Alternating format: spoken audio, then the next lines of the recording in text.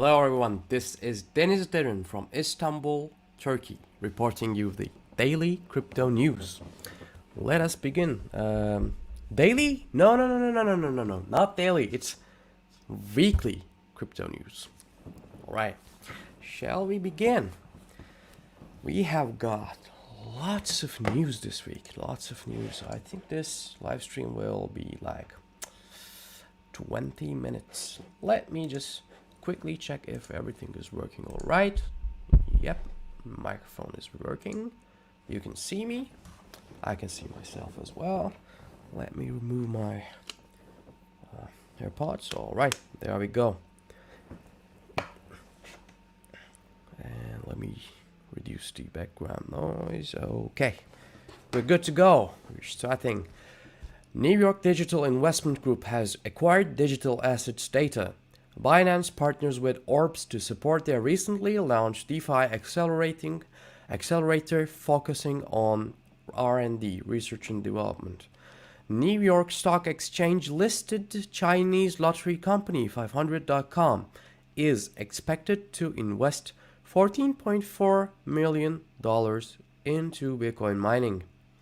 Bakkt announced their agreement of merger with VPC Impact Acquisition Holdings to become a publicly traded $2.1 billion worth company under the new name Bakkt Holdings. State-owned Agricultural Bank of China has set up a number of their ATMs to be used to deposit and withdraw digital yuan. Cryptocurrency custody company Propine has announced that they are now licensed by the Monetary Authority of Singapore. FCA has warned crypto investors they might lose all of their money if they invest in projects that promise returns that sound too good to be true. Bitcoin mining company Bit Digital's market cap surpasses $1 billion. SafePal, the tokenized hardware wallet, is now backed by Binance. South Korea's first ever bank, founded in 1897 under the name of Hang Seng Bank, which is currently Shinhan Bank, has invested in a digital asset custody service, KDAC, which is Korea Digital Asset Trust, which is backed by Corbit Exchange. IOTA is being used in Frankfurt Airport to track COVID-19 test results.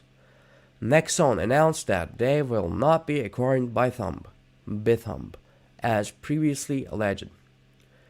SEC announced that their acting enforcement director, Mark Berger, will be stepping down from his post this month.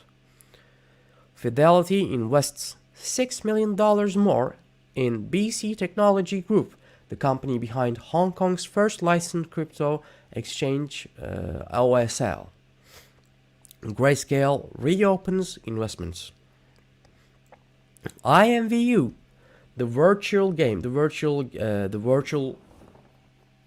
world game, I guess, announced the launch of their ERC20 token Vcoin. Well, I found this important because we are moving towards a virtual future, aren't we? These kind of things, I think, are important. Let's see. Okay, let me check the chat real quick. Dennis is here. Hello, Dennis. Welcome. You are always here with me. Thank you for supporting. Sorry about that. Let's continue. UK Treasury is calling for feedback on crypto regulations. Jamcoins founder Steve Chen is sentenced to 10 years in federal prison for his $147 million Ponzi scheme. Bitcoin active addresses see an all-time high. Bitcoin trading volume sees an all-time high. Former Amazon executive Varadhan joins Ripple as Vice President of Engineering. Brian Brooks, head of OCC, says, "My thesis is that it is inevitable that the future of finance will go on the internet like information did 25 years ago. And we need to prepare banks for that world, and we need to prepare banking charters for that world. He also added, crypto is about freedom. There is no CEO to the platform. If you didn't believe freedom mattered last week, you should believe it matters today. He said this while he's stepping down from his post as well. BitNEX will be consulting with Chainalysis to identify, investigate, and stop illicit transactions. Yearns Finance introduced their proposal of Wi-Fi buyback program with their revenue, only to redistribute it after. Arx Novum has filed a Bitcoin ETF application in Canada, with Gemini Trust as sub-custodian. Bulgarian crypto exchange owner Rosen Yosifov is sentenced to 10 years in prison for money laundering. European Central Bank President Christine Lagarde said Bitcoin is a highly speculative asset which has conducted some funny business and some interesting and totally reprehensible money laundering activity. After this announcement, Bitcoin plummeted. Coinbase's former compliance executive has joined BitGo as their new chief compliance officer. Simba Chain has been granted $1.5 million worth of research fund to develop United States Navy's supply chain using blockchain technology. Huobi partnered with Adcash to support Russian roulette deposits and withdrawals. SolidX announced that they had filed a lawsuit against FunEck, alleging the company with stealing their Bitcoin product and using it to file an application to SEC for Bitcoin ETFs, exchange-traded funds. MIT professor Gary Gensler is nominated by the president-elect Joseph Biden to lead SEC. People's Hospital of Shanghai County in China has issued their first e-bill on blockchain. Federal Reserve Chair Jerome Powell announced his estimations on the launch of the national CBDC as years rather than months. Sci-Hub, the controversial academic platform, parts way with Handshake only after 2 days, reasoning their concerns with decentralization of the platform. Ripple is going to court with 22 lawyers, while SEC only has 3. Coinbase announced, our directive is to list every compliant asset as possible. As much compliant asset as possible. Grayscale has raised $3.3 billion in the fourth quarter of 2020. Paxos is partnering with Chainlink to make their asset-backed tokens more available in the DeFi markets. FinCEN, Financial Crimes Enforcement, is extending their comment period on their KYC proposal. They proposed that transactions above $10,000 should be reported. Not reported, but require KYC verifications. It was something like that. What else? Winklevoss brothers consider a Gemini IPO, initial public offering, and they said they are open to it. Okay. OKEx added 22 more pairs to their recently launched real-time settlement perpetual swaps. James Howells, the British man who threw away his hard drive containing 7,500 bitcoins, is now offering the local authority to share 25% of the total recovered BTC if they let him search the trash. Gemini is launching their credit card with crypto rewards using Blockrise. Deribit Exchange now offers their users to bet on $400,000 Bitcoin by the end of the year. Financial Services Agency of Japan says that XRP is not a security. Anchorage becomes the first OCC-approved crypto bank. Coinbase Ventures has invested an undisclosed amount into the industrial Bitcoin mining and software developing company Titan. Stacks, formerly known as Blockstack, has launched their mainnet Stacks 2.0, which will help developers build on Bitcoin. Gnosis now owns 2.2% of the total supply of Ethereum. In Jeju Island, South Korea, COVID-19 will be tracked via IconLoop's blockchain technology. German real estate company Vonovia has used Stellar's blockchain to transfer real estate ownership worth $24 million. Blake Paulson is becoming the new acting comptroller of the currency on the day this was published, replacing Brian Brooks, who served for 8 months under Trump administration. Rick and Morty creator Justin Roiland's NFT artwork will be auctioned on Nifty Gateway. I'll be looking forward to it, and maybe it already did. I don't know. I'll check it. Lawyer Jonathan Levi has filed a petition to European Parliament to establish Crypto Crime Victims Fund. Galaxy Digital announced their launch of mining operations and financial services for miners. Coinbase users can now report their crypto losses and gains using CoinTracker. Canada-based digital asset management company 3iQ's public Bitcoin fund hits the $1 billion milestone. China is working with BSN to integrate international CBDCs to its national digital yuan project. In a Yahoo Finance interview, Powell said that CBDC is high priority. Although previously he said it'll take years rather than months. Block 1 reportedly owns 140,000 Bitcoins. Ledger users continue to receive threat messages after the additional leak of 20,000 people's private data. Kraken Exchange is halting their XRP trades for their US clients. And that was all for the weekly news. Let's check the prices.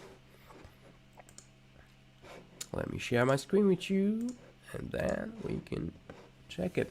Okay, so Bitcoin is down 2.1%, currently being at 35,666 US dollars. 666.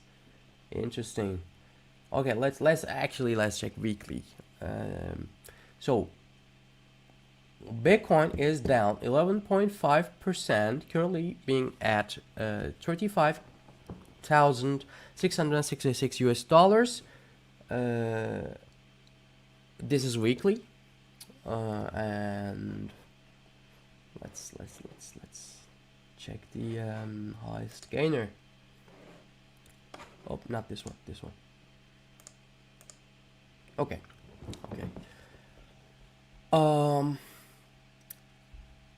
Curve Finance, Curve DAO token is the highest gainer in the top 100 list with a 124.8% weekly profit. Bitcoin Satoshi's Vision Bitcoin BSV is the highest loser in the top 100 list with a 30.7% weekly loss. And that is all for this week's news. I have removed my flag, the Turkish flag, and the my motorcycle helmet today because I have got tons of things to print for my master's classes. That's why I replaced them, if you're wondering. Okay, legal disclaimer.